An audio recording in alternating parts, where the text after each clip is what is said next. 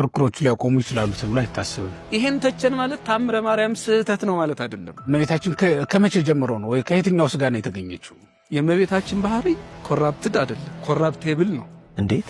በመካከል ላይ ግን ይኸውልህ የማንቀበላቸው ታሪኮች ቢኖሩ አንቀበልም ብንል አንገደድም። በአንዲት ቃል ምክንያት እኮ መጽሐፍ ቅዱስ በታሪክ አጋጣሚ የዝሙተኞች መጽሐፍ ቅዱስ ተብሎ ያውቃል። ምን ማለት ነው? እሺ አብራሩልን እስኪ። ቦክስ እኮ ነው የቀረን፣ በአካል ስለማንገናኝ ነው። የመረብ ጉዳይ ስለሆነ ነው እንጂ ውይይቱ ቦክስ እኮ ነው የቀረን። አንዳንድ ቦታ እኮ ስድብ አለ፣ ካህኑ ከምዕመኑ ጋር እየገጠሙ በገድላት በድርሳናት በታምራት መጻሕፍት ላይ ስህተት አይኖርም የሚል ቤተክርስቲያኒቱ አስተምራ አታውቅም ከጥንት ጀምሮ።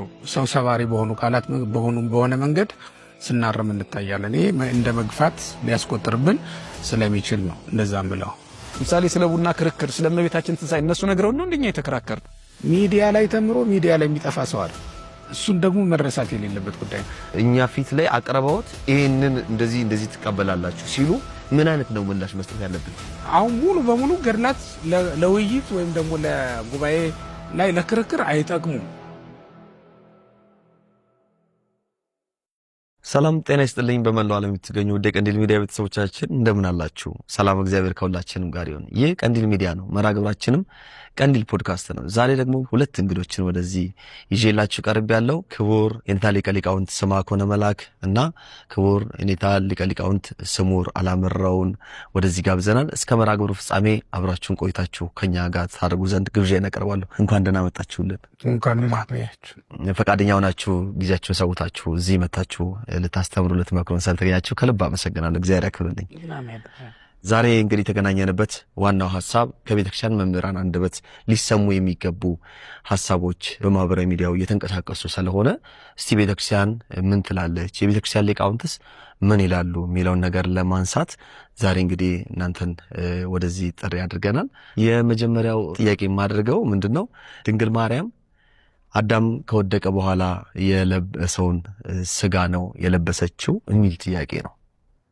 የእመቤታችን ጉዳይ አከራካሪ መሆኑ እንግዲህ ምናልባት በብሉይ ኪዳን ብዙ ከተመሰሉላት ምሳሌዎች አንዱ ሐውልተ ስም ዘኢያሱ የሚለው ነው። የኢያሱ የምስክርነት ድንጋይ የሚለው ነው እና የኢያሱ የምስክርነት ድንጋይ ለሁለት ነገሮች ነው የሚረዳው። አንደኛው እስራኤል ቃል ኪዳናቸውን ቢያፈርሱ ምስክር ሆኖ ሊመሰክርባቸው ነው። ሁለተኛው ደግሞ ኢያሱና እስራኤል በዚያ በኩል ለማለፋቸው ምስክር ሆኖ ለአሕዛብ ሁሉ ሲናገር እንዲኖር የሚያደርግ ነው ይላል እና ልክ እንደዚህ የምስክርነት ድንጋይ እመቤታችንም ሐውልተ ስም ስለሆነች ወይም ደግሞ የምስክርነት ድንጋይ ብለን የምንጣል ወደ ምድረ ርስት ለመግባት አደለ ያን የምስክርነት ድንጋይ ያቆሙት ሲሻገሩ እንደምትክት ሆኖ ነው የተቀመጠው እና ወደ ተስፋይቱ ምድር ወደ መንግሥተ ሰማያት ወደ መግባታችን እመቤታችን ምልክታችን ስለሆነች ይመስላል እንግዲህ ያለፈው ያገደመው ሁሉ የእመቤታችን ጉዳይ ያገኘዋል። ምክንያቱም የተስፋይቱ ምድር መግቢያ ላይ የሚገኝ የምስክርነት ድንጋይ ስለሆነ ደብረ ሲና ይርቀናል፣ ወይም ሌሎች ምልክቶችም እንደዚሁ ይርቁናል። ይህኛው ግን እዚህ ቅርብ ነው፣ የተስፋይቱ ምድር መግቢያ ላይ ያለ ነው። ለዚህ ነው እንግዲህ ሰው ስለ አዳምና ስለ ሔዋን ሳይሆን ስለ እመቤታችን ስለ ድንግል ማርያም ስለ ድንግልናዋም ስለ ንጽሕናዋም ስለ ሁሉም ነገሯ እያነሳ ክርክር ላይ እንመለከታለን ማለት ነው እና በተለያዩ ዘመናት አዳዲስ ጉዳዮች እየተነሱ ብዙ ክርክሮች ይደረጉ ነበር። በዚህም ዘመን ልክ እንደዛው ክርክሮቹ ሊያቆሙ ይችላሉ ተብሎ አይታሰብም። ይህንን ብናጠፋ ደግሞ ሌላው እንደዛው ክርክሩ እየቀጠለ ነው ሊሄድ የሚችለው ማለት ነው። እንግዲህ ምናልባት ሀሳቡ የማን እንደሆነ ከምን እንደተነሳ ባላውቅም ቅሉ የእመቤታችን ተፈጥሮ ግን ስንመለከት አዳማዊ ጠባይ አዳማዊ ግብር ያላት ወይም ከምድራዊ የሰው ልጆች የተገኘች እንደሆነች እናውቃለን። በምድር ላይ እግዚአብሔር አንድ ሰው ነው የፈጠረው፣ እሱም አዳም ነው። በአዳም ላይ ወይም ከአዳም ባህሪ ሁሉም ተገኘ። ስለዚህ እመቤታችን ከየት ተገኘች ብንል ከሰማይ የወረደች ልትሆን አትችልም። እንደ ቤተክርስቲያናችን አስተምሮ መጽሐፍ ቅዱስም እንደሚነግረን ከአዳም የተገኘ ነው ፍጥረት በጠቅላላው ማለት ነው። አሁን ክርክር የተነሳውም በዚህ ጉዳይ ሳይሆን በእርግጥ ክርክር የተነሳው የወደቀውን የአዳምን ገላ ለብሳለች የሚለው ነው። ሲጀመር የአዳም ገላ የወደቀ አይደለም፣ በኋላ በኃጢአት ምክንያት ያደፈ መሆኑ ግን ምንም ጥርጥር የለውም። ሲጀመርም ለኃጢአት ወይም ለሞት ተስማሚ ነው ወይም የሚስማማው ነው። ቢያድፍ ሊስማማው የሚችል በንጽህና ቢቀጥልም ደግሞ ንጹህ ሆኖ ሊቀጥል የሚችል ሲፈጠርም ለኃጢአት የተመቸ ሆኖ የተፈጠረው ማለት ነው። የሚስማማው ልክ ለዚህ ዓለም ጨለማ ኃጢአት ማን ነው ብርሃንም ሲፈራረቁበት እንደሚኖሩ ማለት ነው። ልክ እንደዛ ነው። በቃ የአዳም ገላ ወይም የአዳም ባህሪ ኃጢአት የሚስማማው ጽድቅ የሚስማማው እንደዛ ሆኖ ነው የተፈጠረው። አዳም ከመበደሉ በፊት እኮ የማይሞት ሰው ሆኖ ተፈጥሮ ነበር። የማይሞት ሞት የማይስማማ ሆኖ ተፈጥሮ ነበር። ቃሉ የተነገረው ቃል እኮ ምንድን ነው የሚለው? ይሄን ብታደርግ ትሞታለህ የሚል ቃል የለም። ይሄ ማለት ነው ባህሪ ይለወጣል ማለት እኮ አይደለም። ትሞታለህ ማለት ሞትም የሚስማማው ነው ማለት ነው። ይሄን ባታደርግ ግን በህይወት ትኖራለህ ነው የሚለው እንጂ የማይሞት ሆኖ አይደለም የተፈጠረው። ሊሞት የሚችል ነው። በእርግጥ ይህን ካላደረገ ደግሞ አይሞትም። ዋናው ነገር እሱ ነው። ስራው ነው የሚወስነው ማለት ነው እንጂ ልክ ያንን ስራ ሲሰራ ባህሪው ሊለወጥ አይችልም። እግዚአብሔር ራሱ በመጽሐፍ ቅዱስም የተጻፈው እኮ አልበሶ ማይዳ ለዘማይስ ነው የሚለው። ከዚያ በኋላ ቆርበት አለበሳቸው ይላል እንጂ ባህሪያቸውን ለወጠላቸው አይልም። ይሄ ማለት ከልብስ ያለፈ ለውጥ የለም ማለት ነው። ግን ባህሪው እንዳለ ቀጥሏል ማለት ነው። አሁን ወደ እመቤታችን ስንመጣ እመቤታችን ከመቼ ጀምሮ ነው ወይ ከየትኛው ስጋ ነው የተገኘችው? ከወደቀው ከዚያ ካደፈው ነው የተገኘችው የሚለውን ነገር ስናነሳ ባህሪው እሱ ነው። ምክንያቱም አዳም በኩር ያልሆነው ስጋ ስለማይገኝ ማለት ነው። ከእሱ ነው የተገኘችው። ነገር ግን ከመጀመሪያም ጀምሮ አዳም በበደለ ጊዜ ኃጢአት እንዳይደርስባት አድርጎ የጠበቃት ንጽሕት ደም ናት እመቤታችን ቅድስት ድንግል ማርያም ብለን ነው በቤተክርስቲያናችን የተማርነው የምናምነው ማለት ነው። ይሄ በሔዋን ተፈጥሮ ብናየው በምሳሌ የተሻለ ይሆናል ብዬ አስባለሁ። ከአዳም ጎን አንዲት አጥንት ትነሳ አይደለም የምንለው፣ ከእሷ ደግሞ ሌላውን ፍጥረት ብለን ነው የምናየው። ሔዋን ማለት እመሔዋን ማለት ነው አይደል?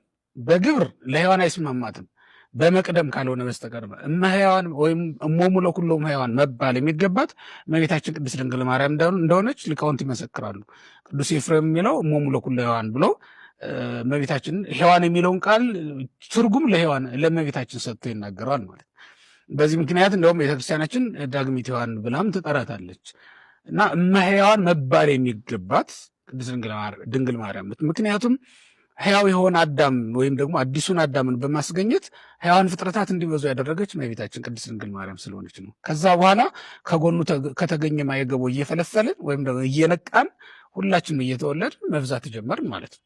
እና የሔዋን ሀገርም ገነት መንግስተ ሰማያት ነው፣ ይህ ዓለም አይደለም። የሔዋን ልጆች የት ነው የኖሩት ስትል እዚህ ነው።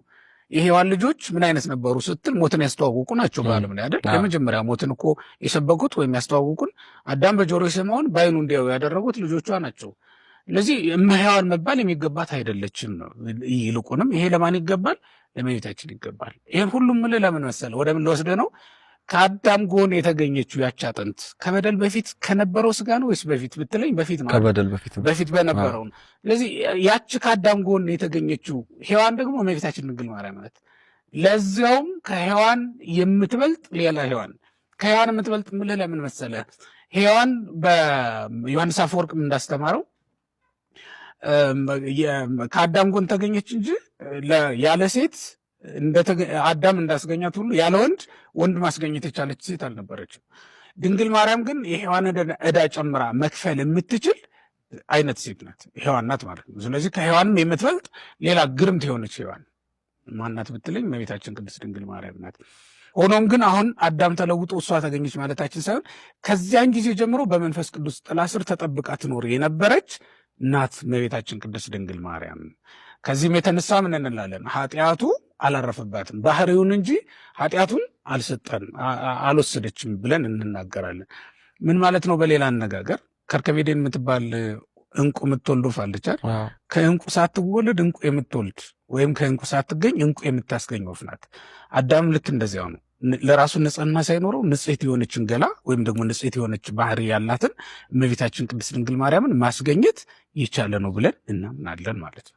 እሳቸውም ስለሚጨምሩበት እኔ አላስረዝም። በጣም መልካም። ያው እንደተባለው ነው፣ ምንም አዲስ ነገር የለውም። ባጭሩ ግን አዳም ከወደቀ በኋላ ያለው ነው፣ ሌላ ምንም ሊሆን አይችልም። ነገር ግን ያው እንደተባለው አዳም ከወደቀ በኋላ ቢሆንም ድንግል ማርያም የመጣችው የወደቀው ስጋ እሷ ውስጥ የለም። እንዴት? ምን ማለት ነው? ባርያቆስን ብንወስድ በቅዳሴው ስጋው ገብረ ዘእምጥንተ ስጋው ለአዳም፣ ያን የለበሰውን ስጋ ከአዳም ከጥንቱ አደረገው ነው የሚለው። ምን ማለት ነው? ወድቋል አዳም። ከወደቀ በኋላ ግን የሚወለድባትን እናቱን አዳም ከመበደሉ አስቀድሞ የነበረውን ባህሪ እንድትይዝ አደረጋት ማለት ነው። ቅድም እንደተባለው ከበደለ ሰው ያልበደለ ሰው እንዴት እንደሚገኝ ድንቅ ነው። ምን ምሳሌ ሊመስል አሁን ምሳሌ አጣንልሽ ብለው ዝም ብለው በትንንሽ ምሳሌ የሚመስሏት ከዚህ የተነሳ ነው አባቶቻችን። ከበደለ ሰው ያልበደለ ሰው የሚገኘው ለምሳሌ ለክርስቶስ ከሞተው አንበሳ ማር ተገኘ አይደለም? ከኃጢአተኛ ሰው አባ ጊዮርጊስ ዘጋስጫ እንደውም ወለተ ኃጥአን ነው የሚላት። የኃጢአተኛ ልጅ ናት፣ ግን ደግሞ ኃጢአቱ ያልነካት። እኔ በምን ምሳሌ ልገልጠው እንደምችል አላቅም። አንዳንዴ ምናልባት የጤና ባለሙያ ቢሆን ያስደንቅ ይሆን አላቅም እንዴት እንደሚሆን። መርገም እሷ ላይ ያለካትም ኃጢአት ሲጀመርም ወደ ሰው አይመጣም ተብሎ ያው ብዙ ሊቃውንት ብዙ ብለውታል። መርገሙ ነው። እኛ ሰብለስን አልበላ ነው ያልበሉትን የነካቸው መርገም ነው። ስለዚህ ያ የኃጢአቱ ውጤት እሷ ላይ ያልመጣበትን መንገድ በምን ልናብራራ እንደምንችል በደም ውስጥ ቫይረስ አለ፣ ኤችአይቪ ቫይረስ እንበልና ሙያውን ለባለሙያዎቹ ብተው ደስ ይለኛል። ግን ይሄ የኤችአይቪ ቫይረስ በደማቸው ያሉ ወላጆች ልጃቸውን እግዚአብሔር ንጹሕ አድርጎ እንዴት እንደሚጠበቁ በኋላ ምናልባት በተለያየ ስህተት ወደ ልጆች ሊመጣ ይችላል። ከዚያ ውጭ ግን ጽንሱ እንደ ጽንስ ቫይረሱ ራሱ አያገኘውም። ከታማሚዎች ህመም የሌለበት ሰው ሊገኝ ይችላል። ምናልባት በጣም ህጹጽ ምሳሌ ነው፣ ይገባኛል። ጎደሎ ምሳሌ ነው። ምሳሌ ሙሉ ሆኖ ያቅም አይሆንም። እና በተመሳሳይ መልኩ ይሄ ባህሪ ውስጥ ያለ ነው ልዩነቱ። የባህሪ ሰው ኤችአይቪ ያዘው ማለት ባህሪው ታመመ ማለት እንዳልሆነ ጊዜ የስጋ ጤናው ላይ ነው እክል የሚገጥመው። በተመሳሳይ መልኩ የአዳም ኃጢአት ባህሪውን የነካ ነው፣ አካሉን የነካ ነው። ስለዚህ ይሄ እድፈት፣ ይሄ በሽታ በነፍስና በስጋ የመጣው በሽታ ድንግል ማርያምን ሳያገኛት በመርገም ከተያዘች እናት፣ በመርገም ከተያዘ አባት ከኢያቄም አብራክ ከሐና ማህፀን ኃጢአት የሌለባት ንጽሕት ድንግል ተወለደች ነው። አዳም ከተረገመ በኋላ ነው ድንግል ማርያም የመጣችው። ነገር ግን መርገሙ ያልነካት ናት ማለት ነው። ይሄ በብዙ ሊቃውንት የተገለጠ ነው። በነገራችን ላይ ሰሞነኛውም ጥያቄ እዚህ ጋር አይመስለኝም። ለምሳሌ ከጥንተ አብሶ ቃሉ ያው የግዙ ቃል ስህተት ይመስለኛል። ጥንተ አብሶ የሚለው ማለት ያው አበሳ ዘጥንት እንዲህ የሚባለው የወደቀውን ማለት ምን ማለት ነው የሚለውን ብናብራራው ምን ማለት ነው? እሺ አብራሩልን እስኪ። አሁን የወደቀውን ሲባል ልጁ ራሱ ትንሽ የተቆራረጠውን ሰምቼዋለሁ። የወደቀ ማለት ጥንተ አብሶ ያለው ማለት አይደለም፣ የረከሰ ማለት አይደለም እያለ ሲያብራራ ሰምቼዋለሁ። ሞት የሚስማማው ማለት ነው። ይሄ ጥሩ ሐሳብ ነው በነገራችን ላይ። ይሄኛው ግን የእመቤታችንን ባህሪ ስናነሳ የወደቀ የሚለው አይስማማውም። አሁን ኮራፕትድ የሚለው እንግሊዝኛ ቃል እና ኮራፕቴብል የሚለው በጣም ልዩነት አላቸው። የእመቤታችን ባህሪ ኮራፕትድ አይደለም፣ ኮራፕቴብል ነው። ምን ማለት ነው? ውድቀት ሊስማማው ይችላል፣ የወደቀ ግን አይደለም። ለምን? ከውድቀት ስለተጠበቀች ነው። ምናልባት እንግዲህ ኮራፕሽን የሚለውን ቃል ርሳት የሚለው የግዕዝ ቃል ከተካው ቃል በነገራችን ላይ በጣም ብዙ ሙያ ይፈልጋል በራሱና ከተካው ምንድን ነው የሚሆነው? በርካታ ሊቃውንት ዘእንበለ ርሳት ዲዮናስዮስን ብጠቅስ በ101ኛው ክፍል ላይ ወተወልደ እምቅድስት ንጽሕት ዘአልባቲ ርሳት፣ ጌታችን ኢየሱስ ክርስቶስ ንጽሕት ከምትሆን ርሳት ከሌለባት፣ ርሳት ማለት ውድቀት ከሌለባት ማለት ነው። በሌላ አነጋገር ከሷ ተወለደ ማለት ነው። ጥያቄው ታዲያ ይቀጥላል እንግዲህ በአንተ ውስጥ ካለ ታዲያ ውድቀት ከሌለባት የወደቀ ስጋ ካልያዘች ለምን ሞተች የሚለው። ውድቀት የሚስማማው የአዳም ስጋ ውድቀት እንዲስማማው የሆነው ከተረገመ በኋላ ነው፣ ወይም ደግሞ ከሱ በኋላ ነው። በልጆቹ ምክንያት በአቤልና ቃየል ሞት የሚባል ያየው ድንግል ማርያም መታ የወደቀውን ስጋ ስለለበሰች ነው የሞተችው ማለት ነው። አለበለዚያ ሞት የማይስማማው ከሆነ ድንግል ማርያም የያዘችው ስጋ ያልወደቀ ከሆነ መሞት የለባትም ነበር የሚል ጥያቄ ያስነሳል። ሁለት ነገር ነው። አሁን በጣም ሰፊ ነው በነገራችን ላይ ሐሳቡ ዝም ብለን እየጠቀለልን ነው ካልሄድን በስተቀር። ሞት ሲባል ሲጀመር ሁለት መልክ አለው። አንደኛው ሞተ ስጋ፣ ሁለተኛው ሞተ ነፍስ ነው። ሞተ ነፍስ ማለት ከእግዚአብሔር መለየት ነው። የነፍስ ሞት አለባት እንዳንል አስቀድሞ መልአኩ ቅዱስ ገብርኤል እግዚአብሔር ካንቺ ጋር ነው ያላት ናት። እግዚአብሔር ተለይቷት አያውቅም ገና ከማኅፀን ጀምሮ። ስለዚህ እመቤታችን ቅድስት ድንግል ማርያም ይሄ ሞተ ስጋ አለባት እንላለን እንጂ ሞተ ነፍስ አለባት አንልም። በስጋ ለምን ሞተች የሚለው ደግሞ ጥያቄ ሲነሳ የወደቀ ስጋ ካልያዘች ለምን ሞተች? የወደቀ ስጋ ስላላት አይደለም፣ ሰው ስለሆነች ነው የምትሞተው ወይም የሞተችው። ክርስቶስ አምላካችን የሞተው ለምንድን ነው? ኮራፕትድ ስጋ ስላለው አይደለም። የወደቀውን ስጋ አይደል የለበሰው? የወደቀ አይደለም ውድቀት የሚስማማው ግን ደግሞ ሞት ይስማማዋል ማለት ደግሞ አዳም ከበደለ በኋላ የአዳምን በደል ለማራቅ የመጣ ስለሆነ አምላክ ሞተ አይደለ? ይሄ ሞት በሰውነቱ የመጣ ነው እንጂ ሞት የሚስማማው አካል ስለያዘ ነው እንጂ የወደቀ ስለሆነ አይደለም። ያው እመቤታችንም እንደዛው ሞት የሚስማማውን ስጋ ይዛለች። የሞተችው ግን አዳም በሞተበት አሟሟት አይደለም። አዳም የሞተው በኃጢአት ነው። ድንግል ማርያም የሞተችው ሰው ስለሆነች ነው። አሁን እንኳን እሷ ይቅርና እኔም አንተም ሌሎቻችን እስካሁንም በክርስቶስ ክርስቲያን ሆነው በስጋና በደም በጥምቀት ከብረው የሚሞቱ ሰዎች እንኳን አዳም በሞተው ሞት አይደለም የሚሞቱ፣ ክርስቶስ በሞተው ሞት ነው። እና አሁን እኛ ልብ ብለን ማስተዋል ያለብን ብዬ የማስበው በሊቃውንቱ አገላለጽ ሀደግነ ቀዳማየ አበ የቀደመውን አዳምን ተው ነው ማለት አባትነቱን ካድ ነው ማለት አይደለም። አባታችን ነው አሁንም። ነገር ግን በሱ መንገድ አይደለም ያለ ነው። አሁን እኛ ዳግማዊውን አዳም ነው እየተከተልን ያለ ነው። የምንሞተው እንደ ክርስቶስ እንጂ እንደ መጀመሪያው አዳም አይደለም። ድንግል ማርያም የሞተችው እንደ መጀመሪያው አዳም አይደለም፣ እንደ ሁለተኛው አዳም እንደ ልጇ እንደ ኢየሱስ ክርስቶስ በኋላ ስለሆነ ሙሉ በሙሉ ተለውጧል። ለዚህ አንድ ምሳሌ ልስጥ። የክርስቶስ ሞት አንዱ ምሳሌያችን ነው። አሁን እሱ እንዳልኩት የሞተው በፈቃዱ ነው፣ በስልጣኑ ነው ሊባል። ድንግል ማርያም እውነት ነው በፈቃዱ አይደለም የሞተችው። ሰው በመሆኗ ፈቃዱ አለ። መቼም አልሞትም ልትል አትችልም። ነገራችን ላይ አልሞትም ልትል አትችልም። ግን በሰው ላይ የታወጀ ሞት ነው። ይሄንን ለራሱ ወስዶታል ክርስቶስ። እናቱ ድንግል ማርያም ሞታል። የሞተችው ግን በሰውነት ነው። ክርስቶስ ይሄ ስልጣን ፈቃድ የሚለው እሱ መለኮታዊ ባህሪን የሚገልጥ ነው እንጂ የሞተው ሰው ስለሆነ ነው። ሰውነቱ ላይ ፈቃድ አለ፣ ስልጣን አለ። በፈቃዱ ነው የሞተው። ከድንግል ማርያም የሚለየው ይሄ ነው። ሞት መነጻጸር ያለበት ለምሳሌ መስቀልን እናስብ። መስቀል እንደሚታወቀው በብሉይ ኪዳን ከዛም በፊት ባለው ታሪኩ ሰው ተሰቀለ ማለት ወይም በመስቀል ታየ ማለት የተረገመ ሆነ የእርግማን ምልክት ነው፣ ቅዱስ ጳውሎስ እንደሚናገረው። አሁን ክርስቶስ ከተሰቀለበት በኋላ መስቀል ምንድን ነው?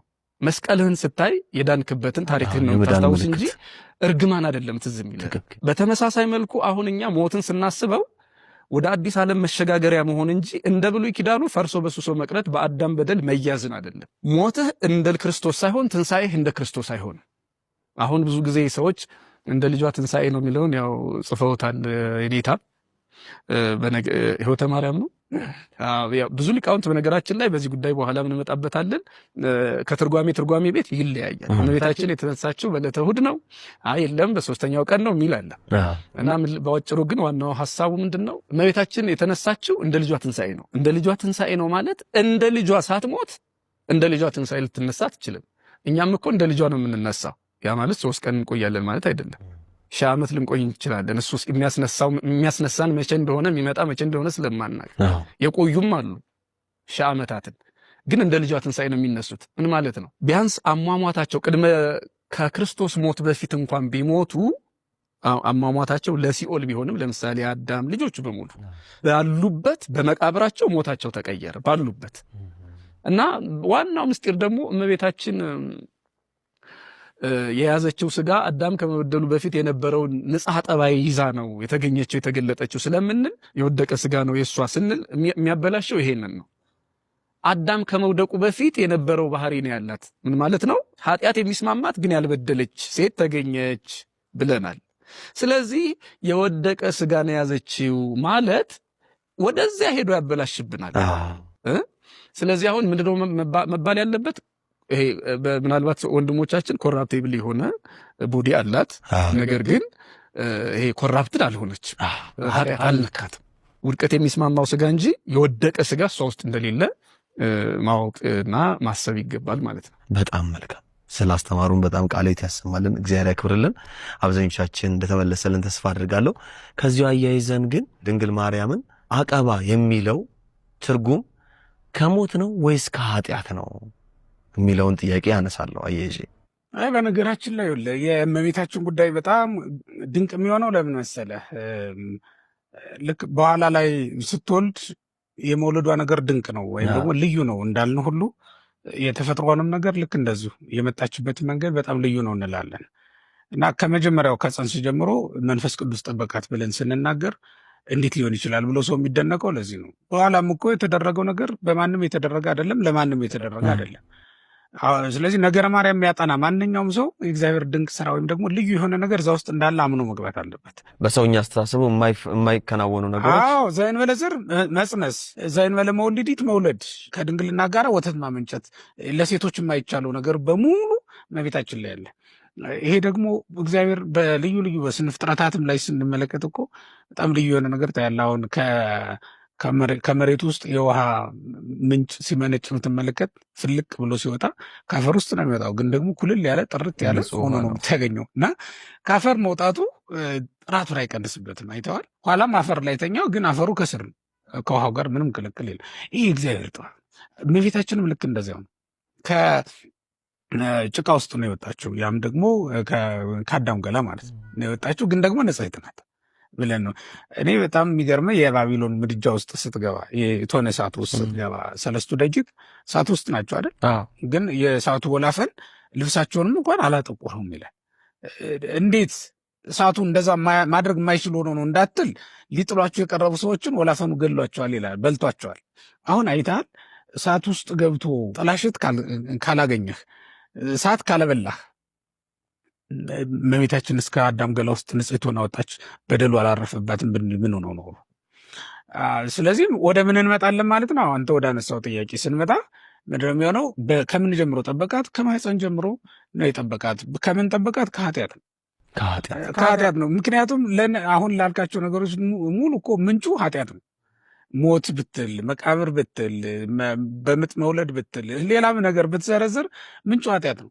እና ከኃጢአት ጠበቃት ካልን ጨረስን እኮ። እዛ ላይ ሌሎቹን ነገሮች በሙሉ የለባትም ማለት ነው። ምክንያቱም ሌሎቹ በቅጣት የመጡብን ናቸው። ቅጣቶች እኮ ናቸው። በኃጢአት ምክንያት የተጣለ ቅጣት ነው። ስለዚህ ክርስቶስ እንዳደረገ አድርጋለች። ሲጀመርም የአዲሱ ዓለም መገኛ ናትና እመቤታችን አዲስ ሰው ናት ብለን እናምናለን። ክርስቶስ ዓለምን አዲስ ካደረገው በኋላ ደግሞ የምንሞት ወይም ደግሞ በዚህ የምንያዝ ሁላችንም ያ ነገር ወይም በቅጣት ምክንያት የመጣው ሞት አለብን ብለን አናምንም ማለት ነው። ቀድሞ እኮ ሞት የሚናፈቅ አልነበረም አይደል? አሁን ግን የሚናፈቅ ሆኗል። ለምን? ሞት ሰናይ ሆኗል ማለት ነው። አሁን ሞት ሁለት አይነት ነው። ሞት ሰናይ፣ ሞት እኩይ እንለዋለን። ሊቃውንቱ ሞት ሰናይና ሞት እኩይ አለ ብለው ነግረውናል። ሞት እኩይ ማለት የብሉይ ኪዳኑ ሞት ነው፣ ያለ ክርስቶስ በነበርንበት ዘመን። ሞት ሰናይ ማለት ደግሞ በሐዲስ ኪዳን ያለን ሰዎች የምንሞተው ሞት ነው። ይሄ ለአክሊለ ሕይወት የሚያበቃ ነው። የጽድቅ አክሊል ተዘጋጅቶልኛል ብለን እርግጠኞች ሆነን የምንሞትበት የምንወሰድበት ሞት ነው። ከዚህ የተነሳ እንዲያውም አረፈ እንላለን እንጂ ሞተ ብለን ማንናገረውም ለዚህ ነው ለማለት ነው። የኔታ ስሞር በዚህ የሚጨምሩት ሀሳብ በእርግማን ምክንያት ከመጡ ነገሮች በሙሉ እንደ እርግማን እሷ ላይ እንዳይደርሱ አርጎ ጠበቃት ነው። የኢትዮጵያ ኦርቶዶክስ ተዋሕዶ ቤተክርስቲያን ይህንን ነው የምታምነው። በነገራችን ላይ አንዳንድ በግል የተጻፉ መጻሕፍቶችን በማየት የኢትዮጵያ ኦርቶዶክስ ተዋሕዶ ቤተክርስቲያን እምነት አድርገው ሌሎቹ እንዳይወስዱት መጠንቀቅ ያስፈልጋል። ከዚህ በተለየ መንገድ አንጽሐ ብለው የሚያምኑ የጻፉ ሰዎች አሉ። ማለት አነጻት ቅዱስ ገብርኤል ሊያበስራት በመጣ ወይም ባበሰራት ጊዜ ከኃጢአት ንጽሕት አደረጋት አነጻት ብለው የሚያምኑ አሉ። አንጽሖ ሥጋሃ አደረ ላይ የሚልም ጥቅስ ጥቅሱም እንሰማለን። እሱ እኛ አንጽሖንም ከዛው ከማህፀን ጀምሮ የምንተረጉመው ነው እንጂ ቅዱስ ገብርኤል ሲያበስራት አይደለም። ልናገረው የፈለግኩት የራሳቸውን መረዳት የጻፉ ሰዎች የኢትዮጵያ ኦርቶዶክስ ቤተክርስቲያን አለች ማለት አይደለም። ሰዎች በግል ብዙ ሊናገሩ ሊጽፉ ይችላሉ። የኢትዮጵያ ኦርቶዶክስ ቤተክርስቲያን የመጣችበት መሰረተ ትምህርቷ ግን እሱ አይደለም። በሌላ መልኩ በግብፅም ያሉ አንዳንድ አባቶችን በመጥቀስ እንደዛ የሚለዋሉ። እኔ አሁን እንኳን የኢትዮጵያ ይቅርና የግብፅም ከማን ጀምሮ የሚለውን ማየት በጣም አስፈላጊ ነው። አሁን አቡነ ሽኖዳ ይህን ቢሉ የአቡነ ሽኖዳ ተጽዕኖ ሌሎች ጳጳሳትም ላይ አርፎ ይህንን ቢያምኑ ከየት አመጡት ብሎ ወደ መሰረቱ መሄድ ነው። አባቶቻችን ሐዋርያት፣ አባቶቻችን ሐዋርያውያን አበው ምን አሉ፣ ምን አስተማሩ፣ ከዛ በኋላ የተነሱ ሊቃውንት ምን አሉ የሚለውን ማየት እንጂ አሁን ከዚህም በኋላ ሌሎች ብዙ ሰዎች ይጽፋሉ፣ ይናገራሉ። በጋራም ሆነው እንደ ግለሰብም ሊጽፉ ይችላሉ። እነሱ ያመጡትን ትምህርት እንደ ግል አድርጎ ምንድነው እንደ ተቋም ወይ እንደ አድርጎ ማየት አስፈላጊ አይደለም። እኔ አንድ ቃል ለመጨመር ቅዱስ ኤፍሬም እመቤታችንን በታቦት እየመሰለ አመስግኗታል እንደሚታወቀው። ቀጥሎ ግን ቅዱስ ጳውሎስ በዕብራውያን መልእክቱ ላይ ያለው ድንቅ ነገር ነው። ዕብራውያን ምዕራፍ 9 ቅዱስ ጳውሎስ ሲዘረዝር 7 ጀምሮ አካባቢ ይመስለኛል ቁጥሩን እንዳልሳሳት ምዕራፉ እርግጠኛ ነኝ 9 ላይ ቢመለከቱት በዚያኛው መቅደስ ታቦት ነበረ፣ የወርቅ ማዕጠንት ነበረ፣ የአሮን በትር ነበረች። ከቁጥር 1 ጀምሮ ነው ይሄ ነበረ እያለ መና ነበረ፣ መሶበ ወርቅ ነበረ እያለ ይዘረዝር። ታቦት ነበረች ይልና ቁጥር 10 ላይ ይህም ይመጣ ዘንድ ላለው ለአሁኑ ዘመን ምሳሌ ነው ይላል። ታቦት እመቤታችን ናት። በውስጡ ያለው ጽላት ደግሞ ኢየሱስ ክርስቶስ ነው። ብዙ ጊዜ በተለምዶ ያው ታቦቱንም ጽላቱ አንድ ላይ ብለን አንድ አድርገን እንናገራለን። እና ታቦትስ እንዴት ነበር የሚሰራው የሚለውን ለመናገር ፈልጌ ነው። ታቦት የሚሰራው ከማይነቅዝ እንጨት ነው አይደለ? ቃል በቃል ሙሴን እግዚአብሔር ያለው ከማይነቅዝ እንጨት፣ በእኛ አነጋገር በትርጓሜው ሸምሸር ሰጢር ይለዋል። የማይነቅዝ እንጨት ነው ዞሮ ዞሮ። እና ታቦቱ መንቀዝ የማይጀምረው እንጨቱ ማለት ነው። ይሄ ዛፉ መንቀዝ የማይጀምረው ወይም ደግሞ የማይነቅዝ የሚሆነው ለታቦት ተብሎ ከተቆረጠ በኋላ ነው እንዴ? ገና ሲበቅል ነው አይደል? ከእንጨት መርጦ ለታቦት የተባለው እና ታዲያ እንደዛ ነው። መጀመሪያም ንቅዘት የሌለበት በቃ የማይነቅዝ የማይበሰብስ የሚሆነው ለታቦት ተብሎ ሲዘጋጅ አይደለም፣ ቃል ሲጻፍበት አይደለም። ገና ሲበቅል የማይነቅስ ነው። እመቤታችንን የመስሉበት ተለይቷል። የዛፉ አይነት ተለይቷል ማለት ነው። ተለይቷል። እና እመቤታችንን የሚመስሉበት ድንቅ ነው ያልኩት ለዚህ ነው። ይህ ለአሁኑ ዘመን ምሳሌ ነው የሚለው ታቦቱ የእመቤታችን ምሳሌ ከሆነ እንግዲህ ተመልከት። እመቤታችን ንጽህናዋ ክርስቶስ በማህፀኗ ሊያድር ገብርኤል ሲላክ አይደለም የሚጀምረው። ገና ከሐና ማህፀን ከኢያቄም አብራክ ጀምሮ ንጽሕት ናት። ወደ ኋላም ብትሄድ ከመጀመሪያው ቅድም እንደተባለው ንጽሕት ሆና ነው የምትጠበቀው። ታቦቱ የማይነቅዝ የሚሆነው ጠንካራ የሚሆነው ለታቦትነት ሲቆረጥ አይደለም፣ ቃል ሲጻፍበት አይደለም፣ ከጥንት ጀምሮ ነው። እና እመቤታችን ምሳሌዎቿን በሙሉ ብናየው ሊቃውንት የመሰሉበት ነገር እጅግ ድንቅ ነው። እና ምንም እንኳን አሁን በዚህ ዘመን ያን ያህል አከራካሪ ባይሆንም ጉዳይ ማለት ወይ ዝም ብለዋል ይሄንን የሚሉ ሰዎች ወይ ደግሞ ገብቷቸዋል ማለት ነው እንጂ ይሄ አንጻሐ የሚለው ነገር በእኛ ቤተክርስቲያን የሚታወቅ አይደለም ማለት የሚታመን አይደለም ማለት ነው። አቀባ ግን ያው እንደ ሰዎቹ ቢሉም ቤተክርስቲያኒቱ የምትለው አይደለም።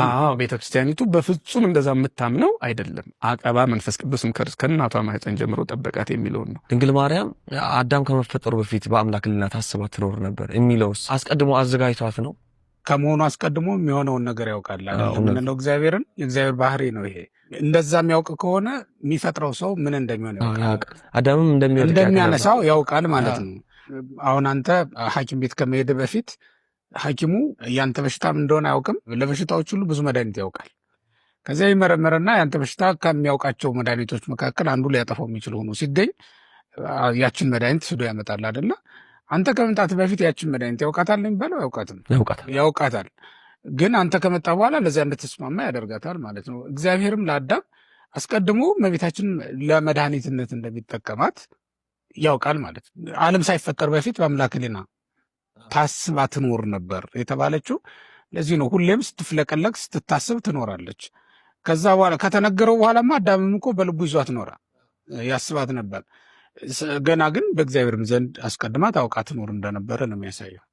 ቃሌምንጦስ እንደውም ሶበሳይ ኮነት ሚዛቲ ቅድስት የሚፈጠር ክቦ ለአዳም የሚለው የቅዱስ ጴጥሮስ ተማሪ እሷ ባትኖር አዳምንም ባልፈጠርኩት ይላል። ያ ማለት ቀድማ መታወቋ። ይሄ ማለት አንዳንድ ሰው ደግሞ እንግዲህ ውስብስብ ነገር ሊያስብ ይችላል። የአዳምን መሳሳት ያውቅ ነበር፣ እየተሳሳተ ሊሳሳት እንደሚችል እያወቀ እንዴት ዝም አለው ምናምን። ባጭሩ ሊባል የሚችለው እግዚአብሔር የነጻነት አምላክ ነው። የሚጎዳውንና የሚጠቅመውን አእምሮ ሰጥቶታል። አትብላ ብሎ በቃል ነግሮታል። ይህንን ጥሶ መሄድና ይህንን ቃል ማክበር የአዳም ድርሻ ነው እንጂ አዳም እንደሚወድቅ አውቆ እግዚአብሔር መድኃኒት ሰራ። የጤና ፖሊሲያችን እንግዲህ አሁን ባላቅም የቆየው ቅድመ መከላከል ይባላል። እንደዚያ ነው። እኔ እንደውም እኮ እውነት ለመናገር ወደ ጽድቅ ያደላ ይመስለኛል እግዚአብሔር። ማለቴ በብዙ ነገሮች ስታየው ወደ ጽድቅ እንድንሄድ በጣም እንትን ያለን አድልቶ የጠበቀን ነው የሚመስለው። ያ ማለት ለምን መሰለ እንደዚያ ምን አንደኛ በቃል ተናግሯል። ይህም ብትበላ የሞት ሞትን ትሞታለህ ብሎ ነግሮታል። ሁለተኛ ደግሞ አዋቂ የሆነ አእምሮ ሰጥቶታል። ሶስተኛ ደግሞ በመላእክት ያስጠብቀዋል። እንዲህ ያልክ ስትሄድ የሰው ልጅ ዛሬ ራሱ ማለት ዛሬ ስንመለከተውን ጠባቂ መልአክ አለህ፣ ጠባቂ ካህን አለህ፣ መምህራን አሉህ፣ ያስተምሩሃል፣ መጻሕፍት አሉ፣ ይመክሩሃል፣ ስነ ፍጥረት አለ። እንዲህ ያልክ ስትሄድ ወደ 7 የሚጠጉ አንተን ጠብቀው የሚይዙ ነገሮች አሉ። ከዛ ወጣ አምልጠ ብትሄድ ነው ምናልባት ኃጢአት ሊያገኝ የሚችለው ማለት ነው። በጣም መልካም። እዚህ ሐሳብ ላይ ምንድነው ክርስቶስ በፈቃዱ ሞቷል እንላለን። ድንግል ማርያምስ በፈቃዷ ነው የሞተችው? እመቤታችን ቅድስት ድንግል ማርያም ሰው ናት። እንደ ሰው ነው የሞተችው። አልሞትም አትልም እኮ ግን አልሞትም ብላለች። አልሞትም ብላ እንደተከራከረች መጽሐፍት ይናገራሉ። ኧረ ተወሱ። እሱ ሰዋዊ አገላለጾች አሉ። በነገራችን ላይ አሁን እመቤታችን እንዴት ሞትኩ እንዴ? ለእሷ ሞት ክብር እንደሆነ ከኛ በላይ እሷ ታውቃለች። ስለዚህ ድንግል ማርያም በፈቃዷ ሳይሆን ሰው ስለሆነች በፈቃድ የሚለው በነገራችን ላይ ኢየሱስ ክርስቶስማ የተወለደውን በፈቃዱ ነው። በፈቃዷ ነው እሷ ሰው የሆነችው አይደለች። ማንም በፈቃዱ ሰው የሆነ የለም ከሱ በስተቀር። እሱ ሰው የሆነበትም ዓላማ ልዩ ነው፣ የሞተበትም ዓላማ ልዩ ነው። ራሱን የቻለ መንገድ አለው። የሞተው ሞት በፈቃዱ ነው ስንል ልክ እንደ ልደቱ ምንም የተለየ ነገር አይሆንም። በፈቃድ መሞት የእሱ ብቻ ነው። ለሞት የሚያበቃ ፍርድ አልተገኘበትም አይደል? የዛን ቀን ለምን መሰለ እንደዚያ የሆኑ ለቅጣት ተብሎ የሚሞት አልነበረም ማለት ነው ክርስቶስ። እንደውም ቅዱስ ጴጥሮስ ስለ ጻድቅ እንኳ የሚሞት በጭንቅ አንድ ይገኝ ይሆናል አይደለም የሚለው፣ ስለ ኃጥአን የሚሞት ግን አንድ እሱ፣ ስለ ሁላችን ስለ ኃጢአተኞች የሚሞት ግን አንድ እሱ እንደተገኘ ይነግረናል። የክርስቶስ ሞት እንግዳ ሞት የሚጀምረው ከክርስቶስ ነው። ከዛ በኋላ ሁላችንም እንሞታለን። በፈቃዳችን አይደለም። እመቤታችንም ልክ እንደዛው በፈቃዷ ነው ብላ ቤተክርስቲያን አታስተምር። ማንኛውም ሰው እንደሚሞት ነው የሞተችው ማለት ነው። ዋናው ነገር ግን ያለ ፈቃድ መሞት የኃጢአት ውጤት ነው የሚለውን ማረም ነው። ምክንያቱም እንዲያው ሀሳብ አሁን ሲነገር ስለመጣ በሌላ መልኩ በፈቃድ እንሙት ያሉ አሉ። ለምሳሌ የካቲት 8 ላይ የምናየው ሞትን የተመኘ በፈቃድ ልሙት ያለ ሽማግሌው አረጋዊ ስምዖን ይዜ ተስዕሮ ወይም ሰዓሮ ለገብርከ አሰናብተኝ ልሙት ማለት እኮ ቅዱስ ጳውሎስ ለሄድ ወደ ክርስቶስ እናፍቃለሁ ሞትን እኮ አሁን ከነዚህ እመቤታችን እንደው እነዚህ ሞት ገብቷቸው ሊሄድ ሲሉ እመቤታችን የማይገባት ይመስለናል። ነገር ግን ቅድም እንዳለው ከክርስቶስ አንጻር የሚመዛዘን አይደለም። እሱ ስልጣነ መለኮት ነው። እመቤታችንም ትሁን ሌሎቹ ቅዱሳን ደግሞ ምንም እንኳን በቅድስና የሷ የተለየ ቢሆንም ክብራቸው ይለያያል። ግን ሞትን አሜን ብሎ መቀበል ግን የሰዎች እንትን ፈቃድ ነው ማለት አይቃወሙም። ያ ማለት ከክርስቶስ ጋር የምናነጻጽረው አይደለም። ግልጽ መሆን ያለበት ግን እንኳን እመቤታችን ሌሎችም ሞታቸውን አልተቃወሙም። ምናልባት ሞትን ተቃውማለች ከሚለው ከቅድሙ ሐሳብ ጋር እንድታስበው ብዬ አብሮ ሰው እንትን እንዲረዳው ብዬ ነው። ይሄን ለማለት ነው። በጣም መልካም። እዚህ ላይ ስንናገርኛ ሞታችንን አስቀረልን፣ ሞታችንን ሻረልን፣ ሞታችንን በሞቱ ሻረ ብለን እንናገራለን። የትኛውን ሞት ነው ያስቀረልን? እንደ ቀደመው ዘመን ዛሬ ላይ ቅዱስ ጴጥሮስ ቢነሳ ወመቃብሩን ያለው ባህቤ ነው መቃብሩን በእኛ ዘንድ አለ አይደል ያለ ስለ ዳዊት ሲናገር አልተነሳም። ሞትን ድል አድርጎ ይነሳ ዘንድ አልተቻለውም ማለት እኮ ነው። ተስፋ ትንሣኤም የለውም። ከክርስቶስ በኋላ ነው ተስፋ ትንሣኤም የሚኖረው። ስለዚህ ዛሬ የምንሞተው ተስፋ ትንሣኤ ይዘን ነው። ሞቶ ሙሰለ ጻድቃን ሕይወቶ ሞቱ የምንለውም ለዛ ነው። የጻድቃን ሞት ሕይወት ነው ብለን የምንናገረውም ለዛ ነው። ሞትስ ቢሆን ለኛ ጥቅም በመበስበስ ተዘርተን ባለመበስበስ እንነሳ ዘንድ፣ በአሮጌ ስጋ ተዘርተን በሐዲስ ስጋ እንነሳ ዘንድ ስለምንፈልግ ናፍቀን የምንሞተው። እንደውም ስንነሳ እኮ ምንድነው 30 ዓመትና የ15 ዓመት ብለን አይደል በሴትና በወንድ የምንናገረው። አይነ ስውር የነበረው አይናማ ሆኖ፣ አንካሳ የነበረው ደህና ሆኖ፣ እንደሸት ተፈልፍለው እንደ ዘንግ ተመልምለው ጻድቃን ይነሳሉ ብለን ነው የምናገረው። እና ምንድን ነው የቀረልን ካለ የቅጣት ሞት ቀርቶልናል። ከዛ ደግሞ ገሃነም የምታወርደዋ ሞተ ነፍስ የምትባለዋ ደግሞ ቀርታልናለች። ከመቼ ጀምሮ? ጌታ ነፍሱን ከስጋው ሲለይ አባ አማሐፅን ነፍሴ ውስጥ ሄደከ ነፍሴን በእጅ አደራ እሰጣለሁ ብሎ ከተናገረባት ጊዜ ጀምሮ ጻድቃን በቅጣት ወይም ወደ ዘላለም እሳት ሊላኩ አይችሉም ማለት ነው። በዚያ መንገድ ነው ያው ሰው የሚሳሳተው። ግን ያው መነሻውን በማየት ነው መድረሻውን ባለማየት። መነሻው የአዳም ኃጢአት አይደለም የሞት ሞትን ትሞታለህ የሚለው። አዳም ኃጢአት ሰራ፣ ሞት በኃጢአት ምክንያት መጣ። በኃጢአት ምክንያት ከመጣ በኋላ በኃጢአት አስቀጠሉት። ችግሩ የሚፈጠረው ይሄ ነው። ክርስቶስ ላይ ያ የኃጢአት ሞት እንደቀረ ወይም ደግሞ መቀረ ማለት ሞቱ አልቀረም፣ አሟሟቱ ግን ተቀየረ ማለት ነው። በሌላ አነጋገር ይቺ ጽዋ ከኔ ትለፍ አለ እኮ በቃ ያችኛዋ ሞት ቀረች። ይቺ ጽዋ ከኔ ትለፍ ማለት ወይም ደግሞ ሊቃውንቱ ምን በኔ ትለፍ ይሉታል ሊቃውንቱ። በኔ ትለፍ ማለት ይሄ ፈርሶ በስብሶ መቅረቱ፣ በቁራኛ መሞቱ፣ በቅጣት መሞቱ። አሁን ክርስቶስ ይሙት ብሎ ሰዎች ፈረዱበት፣ አጋንንት የፈረዱበት፣ በአዳም የፈረዱበት የኃጢአት ሞት ቀረ። አሁን በክርስቶስ በኩል ያለፈልን ጽዋ አለ። ያመራራው ጽዋ አልፏል፣ ያመራራው ሞት አልፏል። እና መነሻውን አይተው ሰዎቹ ዛሬም ድረስ የምንሞተው ቅጣት ስለነበረ ነው። የአዳም ልጆች ያ የወደቀው የአዳም አይደለም። እንደ አዳም አንሞትም። ቅድም እንዳልኩት የምንሞተው በቃ እንደ ክርስቶስ ነው። ስለዚህ መነሻውን አይተው መድረሻውን እንዳይረሱት ነው። ስለዚህ ሁላችንም የምንሞተው ክርስቶሳዊ ሞት ነው። ያመኑት የተጠመቁት ማለት ነው። ያ ልዩነት አለው። ወዶ ፈቃዱ የሚሄደው ደግሞ በኃጢአት ሞት ሊሞት ይችላል። ቅዱስ ጳውሎስስ በክርስቶስ የሚሞቱ አይደለም ይለው? አዎ በክርስቶስ የሚሞቱት ናቸው የክርስቶስን ሞት እንጂ ዝም ብሎ ሞት ቀረ ልንለው አንችልም። ሰው በራሱ ኃጢአት ወደሚሄድበት ሊሄድ ይችላል። በሞትም ቢሆን እንደው በህይወትም ቢሆን ማንም በክርስቶስ ምን አወረሰን? አሁን አዳም ምን አወረሰን ብትለው እኮ ቅዱስ ጳውሎስን አዳም ምን አወረሰን ብትለው ሞት ይላል። በከመ በየጋያዱ ተኮነነ ኩሉ። አሁን ይሄ ሮሜ 5 ላይ ያለው ከቁጥር 10 ጀምሮ በተለይ ምን አወረሰ ብትለው ሞትን አወረሰ። ክርስቶስስ ምን አወረሰ ብለህ ደግሞ ምን አወረሰን ብለህ ብትጠይቀው ጳውሎስን ህይወትን አወረሰን ነው የሚለው። ይሄ ማለት ምን ማለት ነው? ሞት ህይወት ሆኗል ይለውን ነው የሚያሳይ። መረሳት የለበትም እነዚህ ሁለቱ ንጽጽሮች። በተለይ ሮሜ 5 ላይ በአንዱ ሞት በአንዱ አዳም ሞት በሁላችንም ላይ መጣ፣ ነገሰ። ክርስቶስስ አዳም ያመጣውን ሞት መለሰው፣ ህይወት አደረገው።